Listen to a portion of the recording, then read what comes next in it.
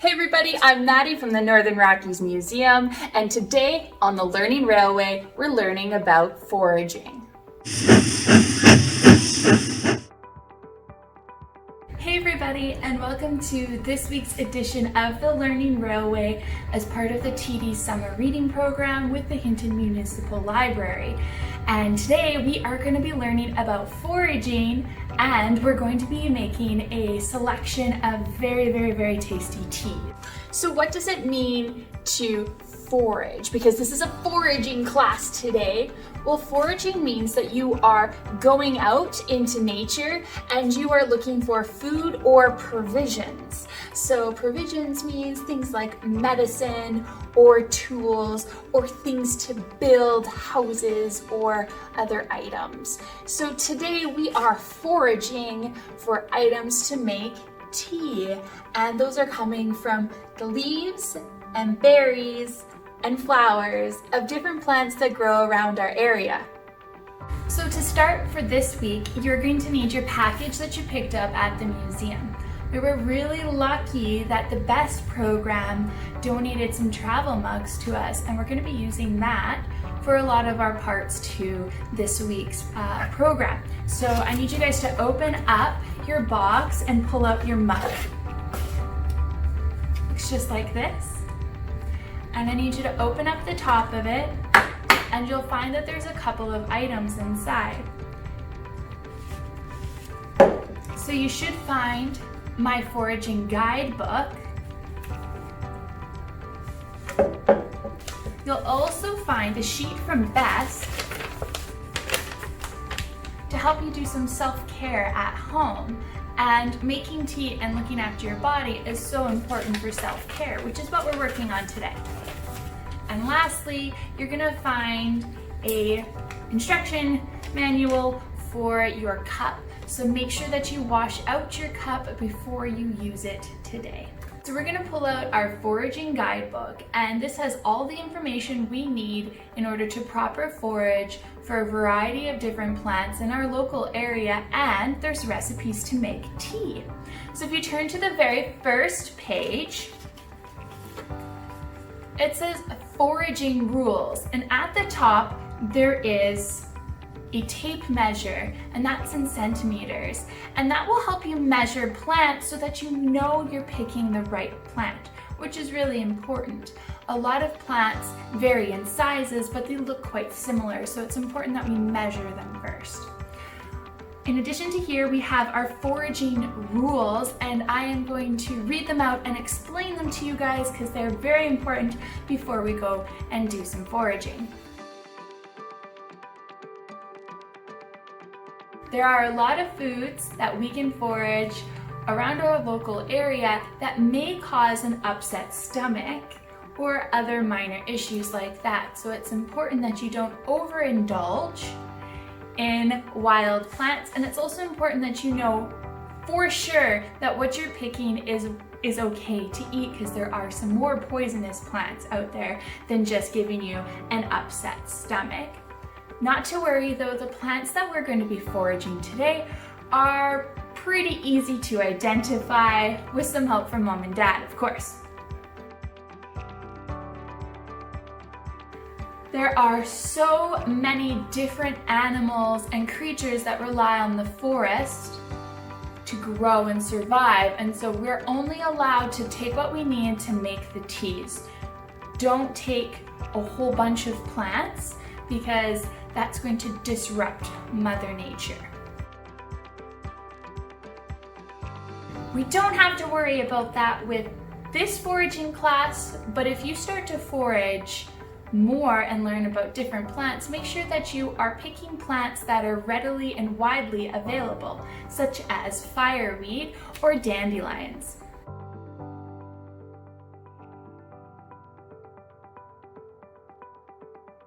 You don't want anybody to know that you were there after you're done foraging, so be respectful to Mother Nature. So it's very important. If you pull up the whole plant, that plant will not have an opportunity to grow next year. So we are simply taking cuttings off of that plant. We are being very gentle while we are doing it. So you always want to make sure that where you're picking is very clean. A lot of the plants that we're talking about today and foraging grow in kind of dirty areas like the pineapple weed. So we want to make sure that they are as clean as we can get them. So just check out the surrounding area and make sure that there hasn't been a spill of something or that people aren't walking on them a lot, just to make sure that they are as fresh and tasty as we can get them. And this goes hand in hand with number 6, which is don't pull the roots. So you want to make sure that you are cutting off of the plant, you are not pulling off of the plant. So when we're cutting, we're making a nice clean cut, and it's easier for the plant to grow anew. Like I mentioned earlier, sometimes if you overindulge in wild plants, you can get an upset stomach or maybe feel a little queasy. So it's important to take just a little bit at a time and see how it works for you. And it's always important to do your own research and make sure that it's safe for you too. Once you're done this foraging class, I encourage everyone to share their knowledge. It's so important that we keep passing on foraging knowledge to the next generation. So make sure you share it with your friends, your kids, your family members, so that they can do this stuff too, because it is very interesting and beneficial in so many ways. So we've done our foraging rules. Now we're going to get on to making our different teas. So I want you to turn to the next page, which is Fireweed right here. So Fireweed is a beautiful plant and they are growing like crazy right now. So I have 2 fireweed plants right here, and you'll typically find them in the ditches or in areas that have recently been disturbed. They grow quite tall, depending on where they are, but they can grow very, very tall. And they have these nice, long, slender leaves. And the stalk has a bit of a reddish tint to it. You can see on this one, it's got a bit of a reddish tint.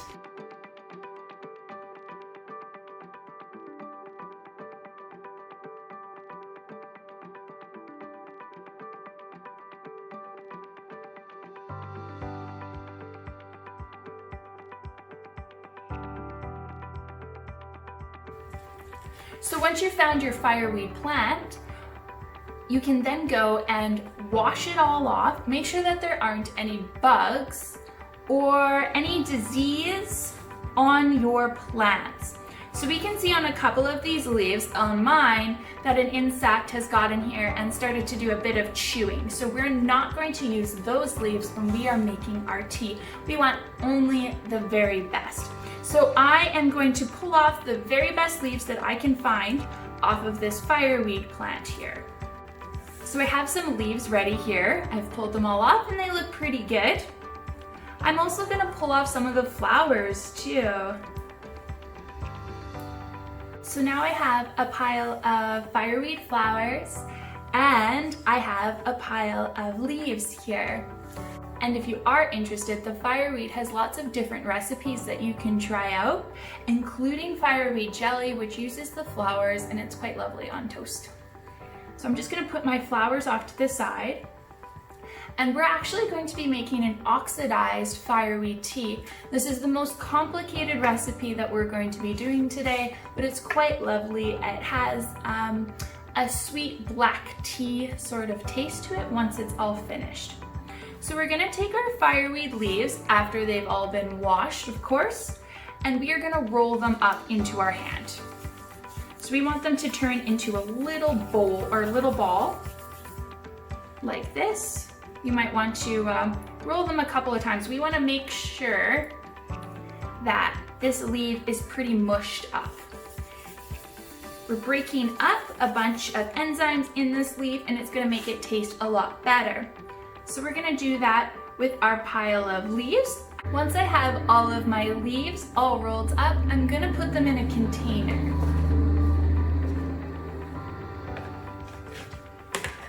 So you want this container to not be airtight.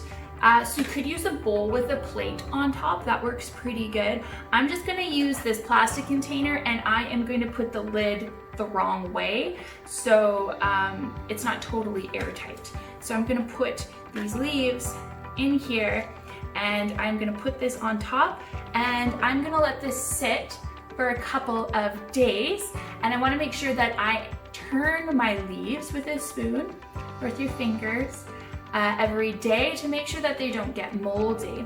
And what's gonna happen is these leaves are eventually gonna turn to kind of a greeny black browny color, very similar to like black tea. And once you've got that nice color in there, make sure you give your leaves a smell. It should be a sweet, sort of fermented smell. I like the smell quite a lot. For younger members and audiences, it might be more of an acquired smell, but it is quite lovely. And you're going to take all of those leaves and you're going to put them in your oven for about an hour to 2 hours, depending on how much moisture is still left in your plant, at the lowest setting that you have on your oven, just to dry them out. A dehydrator works great for this too. And once you're all completed with that, you will have some lovely tea. So here I have some that I have, I've kind of crushed it all up. As you can see, it does look fairly similar to black tea here. And you can use this as you would any other regular tea, just putting it into some hot water and letting it steep for about 10 to 15 minutes. Honey is an excellent addition to fireweed tea because the leaf itself has notes or flavor of honey in it. And don't forget the flowers from the fireweed. You can also dehydrate these and add them into your tea as well. They are quite lovely in fireweed tea too, so don't forget about those. The next plant that we're going to make tea with is pineapple weed, which is this stuff right here. There are people who call it wild chamomile as well. So if you turn into your guidebook here to our pineapple weed, let's see, where are we here? It's our pineapple weed page. So pineapple weed is very, very resilient. It grows in the craziest places. It's usually growing in like driveways or like gravel roads. I know at the museum here, it grows prolific in our rock beds. And they call it pineapple weed because it has this lovely sort of pineapple smell to it. So if you were to crush these leaves here and give it a good smell, it smells so good. It smells so good. So the pineapple weed plant itself doesn't get very tall.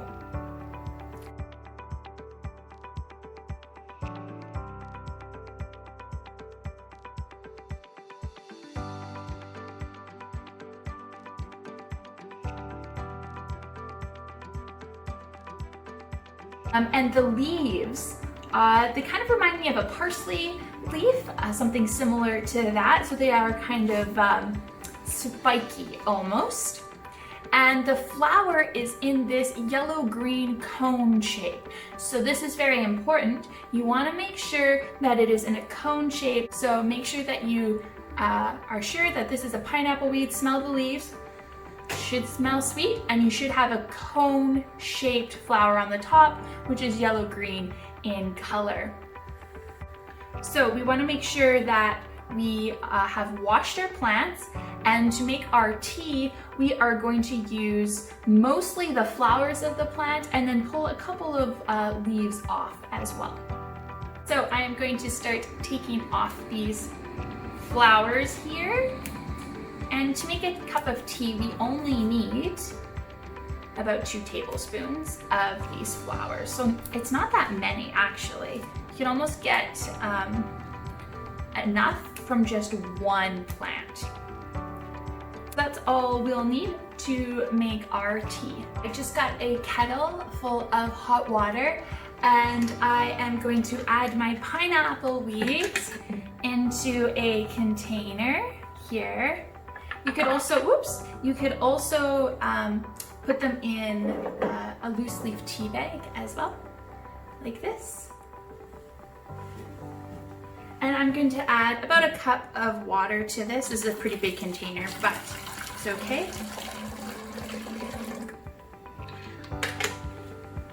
And I'm gonna let this sit between 5 to 15 minutes, depending on how strong you like your tea. And you can add a bit of honey afterwards. So we're gonna let this sit and come back to it in a bit. The next plant that we're going to be looking for is clover, and clover is very easy to identify because its leaves look like a shamrock. So it's got 3 petals, and if you're very lucky, 4. And around our area, they grow quite prolific, and there are 2 different types that you can find here. So we've got a red clover and a white clover.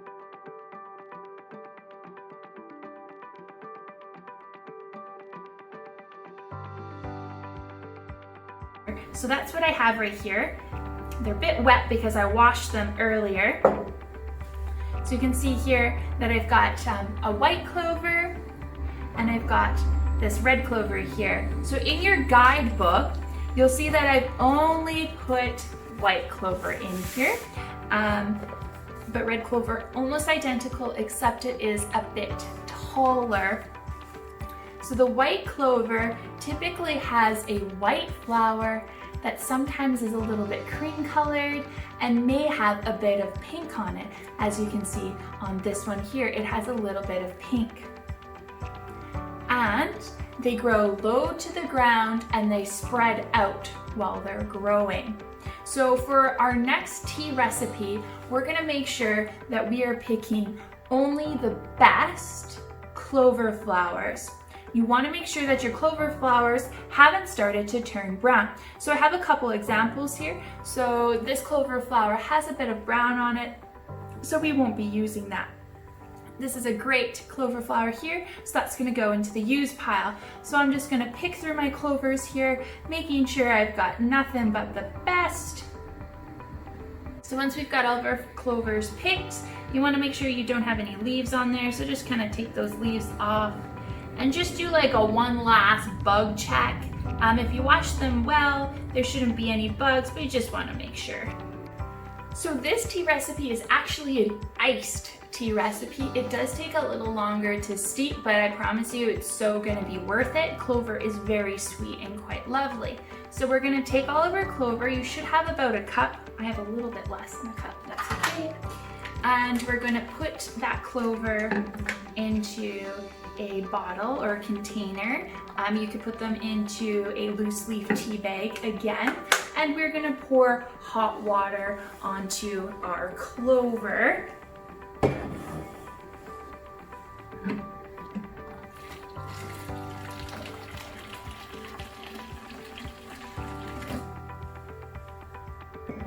So I'm actually gonna let this steep for about 2 hours, and then I'm gonna put it into the fridge. So the very last tea that we're going to be doing today is the very berry tea. We're not going to be doing dandelion today because it's not quite the right season. You may be lucky where you are and still have a lot of fresh dandelions. If you do, it's very, very, very similar recipe to the pineapple weed. So just follow along with what we were talking about on that one and you should be good to go. The berry one is a bit different, so I'm just gonna dump out what I have here. A couple of leaves stuck in there, oh well. So I have a bunch of different berry leaves here. So I have a raspberry leaf. I've got a couple of them here. And I have, this is a strawberry leaf right there. Same with these guys, they're strawberry leaves. And I have some blueberry leaves right here, these very, very tiny ones. So blueberry and raspberry leaves have a very strong, lovely taste. Strawberry tastes good, but not quite as strong. There we go. And I do have one strawberry. So this is actually all from the museum's berry patch. I haven't been able to see a whole bunch of wild strawberries around here, but they are very similar in shape to the ones that you would find in a store, their leaves. They're just a lot smaller. So if you do come by the museum, I can show you. I know that there's one plant, it just hasn't made any berries yet this year. So in your book, you will see identification for a raspberry bush.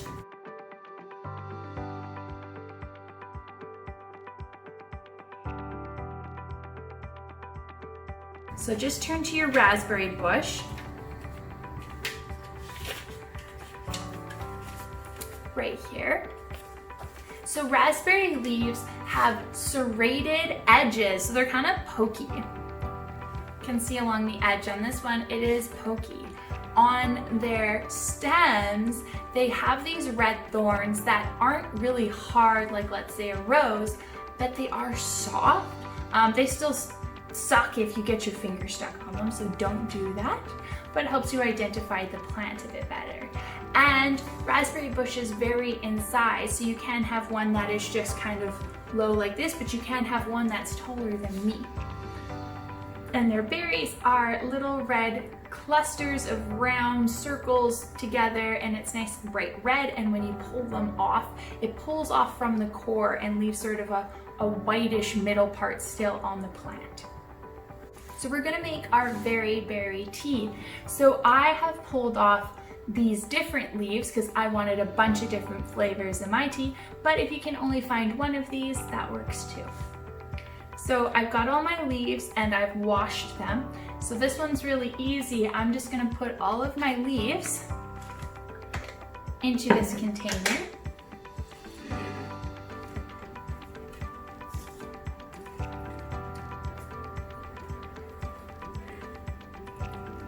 I'm not putting the berry in there yet. And I'm going to pour some hot water on this.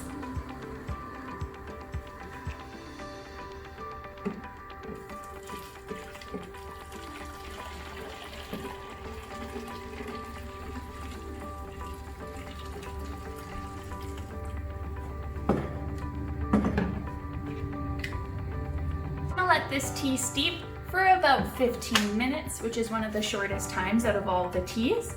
And in the meantime, we're gonna muddle this strawberry. So muddle is a very funny word, I know, but it's gonna give our tea a very lovely flavor. So I want you guys to take a mug. I would say our travel mug, but it's a little too tall to do this in. So I want you to take the top of your strawberry off. You cut that off, and you're gonna put it into the bottom of your cup. And you're gonna take a spoon, or if your family has a mortar and pestle, you're going to use that to grind up this strawberry at the bottom of your cup.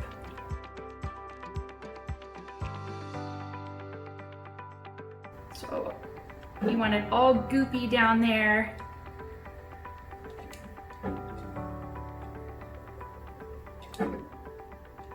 And this strawberry came right from the museum garden. Great. So we're just going to set this aside and wait for our tea to be finished.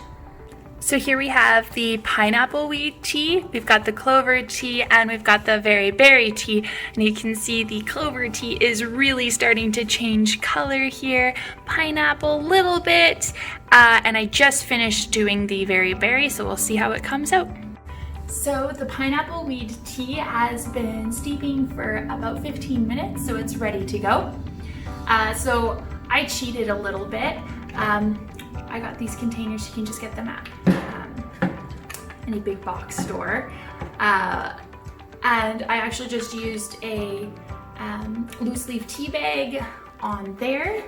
And that's gonna act as my strainer as I pour the tea out. And I have our fabulous mug from Best. So I'm just gonna add a little bit of honey because I like my tea very sweet. Good. And now we can pour in our tea. Oops. To do our tea tasting, first we want to look at it. Has the water changed color at all? And so it's kind of a pale yellowy green color, very similar to the flowers. And if you look in the container, the flowers have actually changed color. They're not as green and yellow as they used to be. They're almost kind of brown.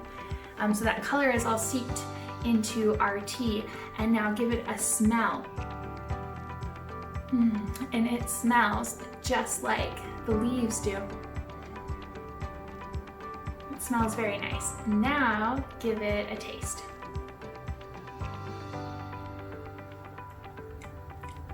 It's very good.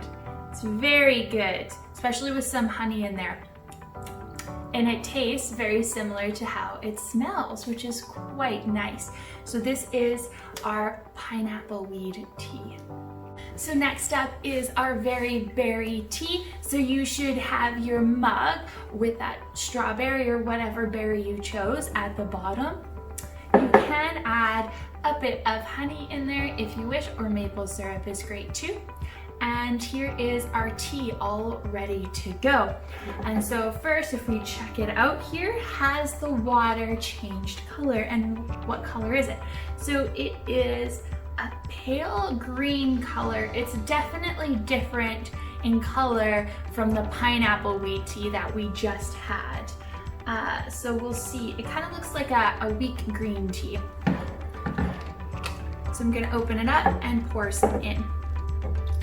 We have our tea is all poured in now, and I am just gonna give it a bit of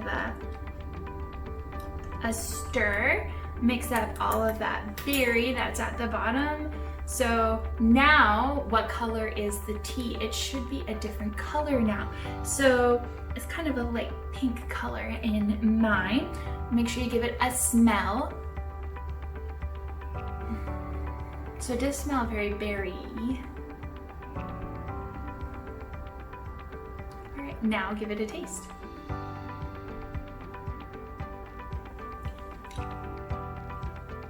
Very good. So it tastes like a green tea with a bit of berry in it, which is quite lovely.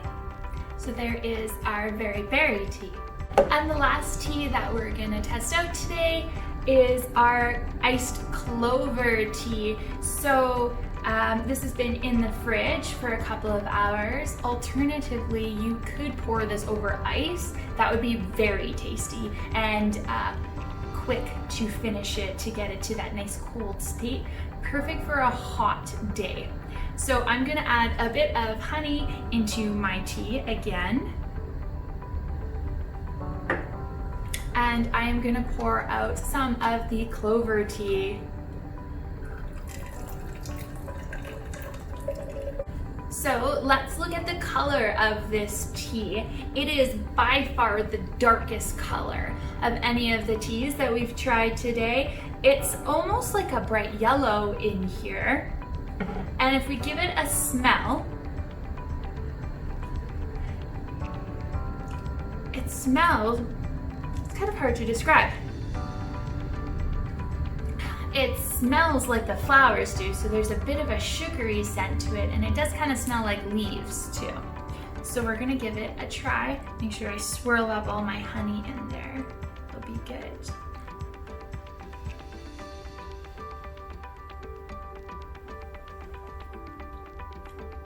Very good. So this one tastes just like a sweet green tea.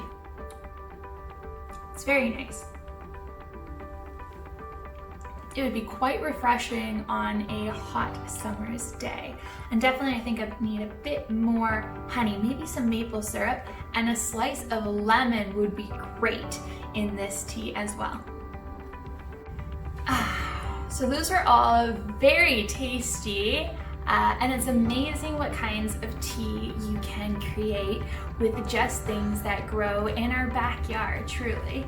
I didn't get a chance to try the dandelion tea today just because they're not in season. I couldn't find a good batch of them, but you might be able to find some around your house. You want to make sure that they're really fresh and you want to wash them really good.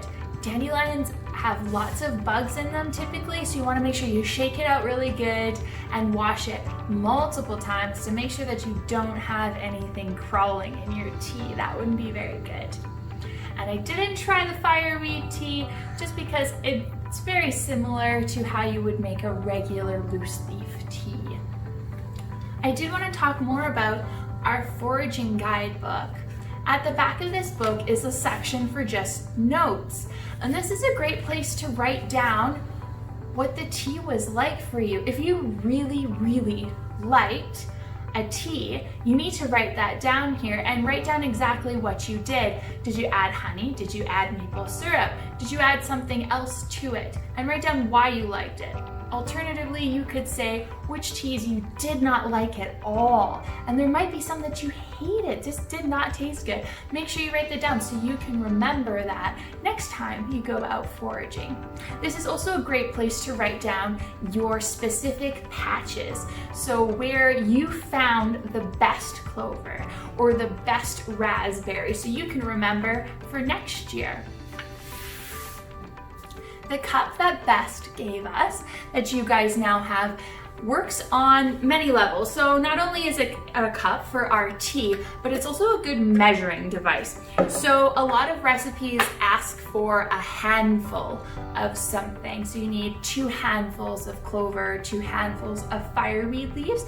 So this is a good measurement. So this is about 2 handfuls, one of these cups. So when you go out and you're doing some foraging, you can just place your items into this cup and put the lid on and bring it back home. And that should be enough to give you a nice batch of tea. So it's a great measuring device that way. And then you can just put it back in your backpack and you know that everything inside is good to go and isn't gonna get lost or smushed in some way. Thank you guys so much for joining me this week on the Learning Railway as part of the TD Summer Reading Program in conjunction with the Hinton Municipal Library. And special thanks to Best for providing these amazing travel mugs as well as their guidance for mindfulness and self-care. I know that I'm certainly going to be enjoying the rest of my very berry tea here and looking to see what else I can learn about foraging. If you are in the area, please feel free to drop by the museum. We have lots of the plants, except for dandelions right now, that I can show you where to forage, and I can also talk about some other foraging tips and tricks while you're here as well. So I look forward to seeing you guys, and thanks again so much. Please let me know in the comments below if you watch this video, and please include your name and age so that we can put you in a draw with the library, which is very exciting. There's lots of prizes that have been given out from that weekly draw, and there is a grand prize, and one of them is a Nintendo Switch, which is totally awesome. And I also want to know how you guys felt about the tea. Did you like the tea? Did you hate the tea? Maybe it's kind of just meh. So let me know in the comments below.